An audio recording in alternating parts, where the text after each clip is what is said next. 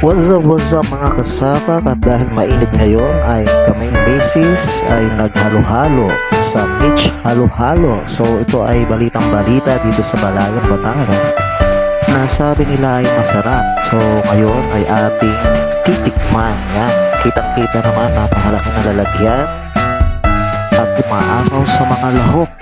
Yan, si misis ang siyang nagmimix o naghahalo para makain na namin ito mamaya.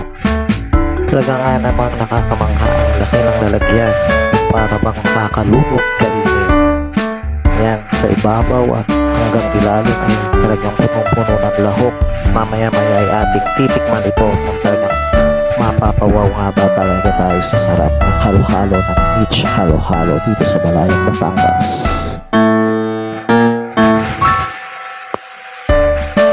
Halo lang ang halo, misis. At mamay titikman na natin ito. Yan, tamang-tama ito sa tag-init.